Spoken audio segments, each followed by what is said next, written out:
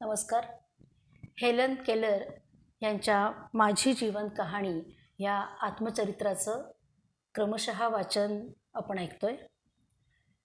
आजचा भाग आहे शब्दांचा खेळ. माझ्या आठवणीतला आणि आयुष्यातला सगळ्यात महत्त्वाचा दिवस म्हणजे माझ्या बाई ॲनी मॅन्सफिल्ड सुलिव्हॅन. त्या मला शिकवायला आल्या तो दिवस. दोन अगदी परस्पर विरोधी आयुष्य कशी एकत्र येतात ह्याचं मला नवल वाटतं. 3 मार्च 1887. मला 8वं वर्ष लागायला 3 महिने बाकी होते. त्या दिवशी दुपारी मी पोर्चमध्ये उभी होते, शांत, कशाच्या तरी अपेक्षित. आईच्या खाणाखुणा, घरातल्या लगबगीवरून आज काहीतरी वेगळं घडणार ह्याचा मला अंदाज आला. म्हणून मी दाराशी जाऊन पायऱ्यांवर वाट बघत बसले.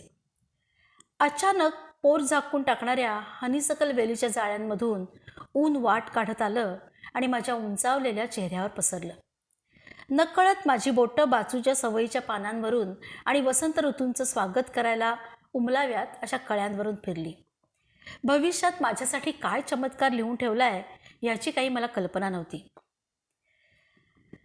त्याआधी काही आठवडे रागानं आणि कडवटपणानं मन इतकं व्यग्र झालं होतं की त्यात स्वतःशीच चाललेल्या सततच्या झगड्यानं मी अगदी थकून गेले होते, अगदी थकून.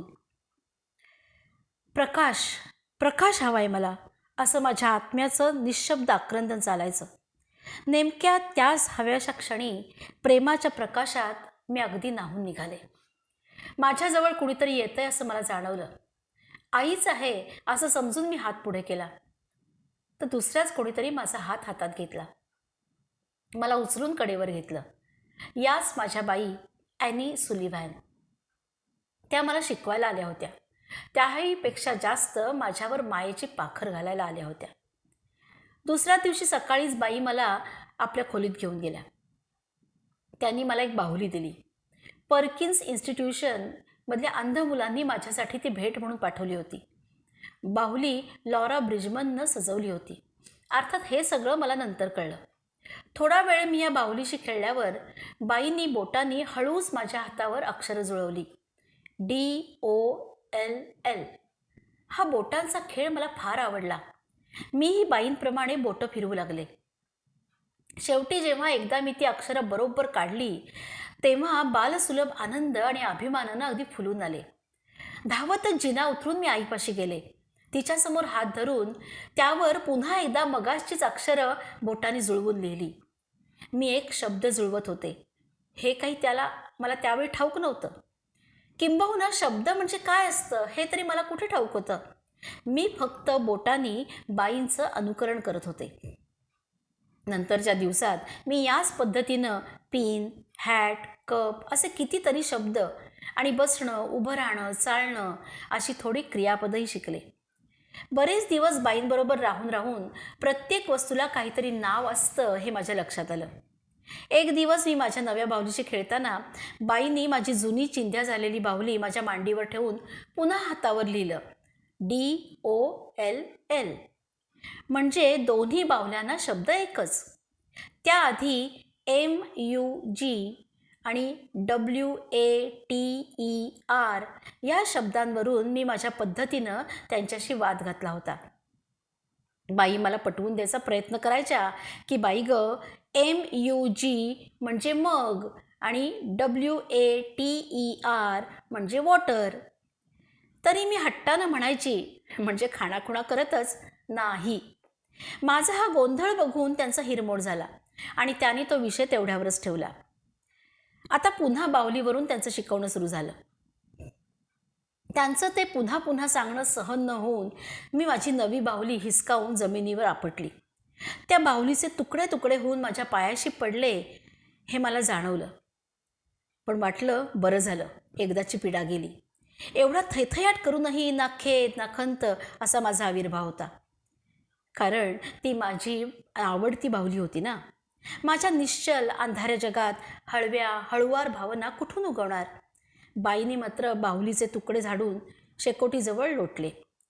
माझी डोकेदुखी गेल्याचं मला अगदी हायसं वाटलं.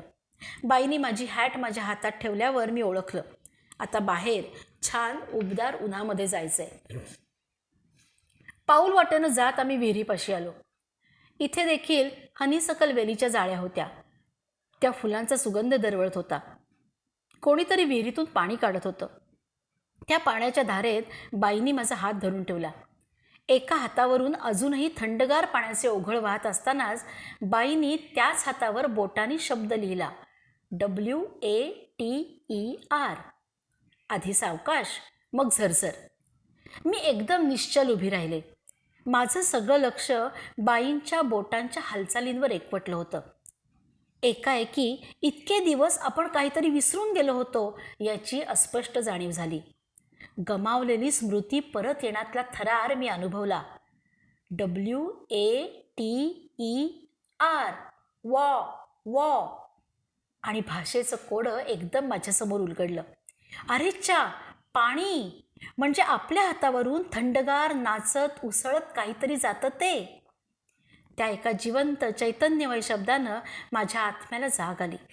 प्रकाश, आशा, आनंदाची उधळण केली, मुक्त केलं. अजूनही तसे या वाटेत बरेच अडथळे होते, पण लवकरच ते दूर होणार होते. विहिरीपासून मी परतले तेव्हा मन नवीन गोष्टी शिकण्यासाठी आतुर झालं. आता प्रत्येक गोष्टीला नाव होतं आणि नावानावातून उमलत होता एक एक नवा विचार. घरात आल्यावर मी स्पर्श करायची ती प्रत्येक वस्तू जशी शब्दागणिक चैतन्यानं थरथरायची. मला जशी एक वेगळीच दृष्टी मिळाली. आता त्या दृष्टीतून मी सगळं बघत होते. दारापाशी आल्यावर मला मी मोडलेल्या बाहुलीची आठवण झाली. चाचपडत शेकोटीजवळचे लोटलेले बाहुलीचे तुकडे मी गोळा करून उचलले. तुकडे जोडून पुन्हा त्याची बाहुली करण्याचा कसोसीने प्रयत्न केला. आता मात्र हातून घडलेल्या चुकीच्या जाणीवेनं माझे डोळे भरून आले.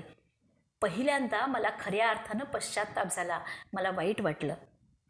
त्याच दिवशी मी खूप नवीन शब्द शिकून घेतले. ते सगळेच काही अगदी कुठले नेमके ते आठवत नाही, पण त्या शब्दांमध्ये आई, बाबा, बहीण, बाई हे शब्द नक्कीच होते. आयुष्यात नव्यानं आलेल्या ह्या शब्दांनी माझ्या भावविश्वाला पालवी फुटली. तो दिवस माझ्या दृष्टीनं नाट्यमय होता. रात्री मी माझ्या पलंगावर झोपी गेले तेव्हा माझ्यातला दुसरा आनंदी जीव मला सापडला नसता. दिवसभराच्या आनंददायी आठवणी पुन्हा पुन्हा मी आठवत राहिले.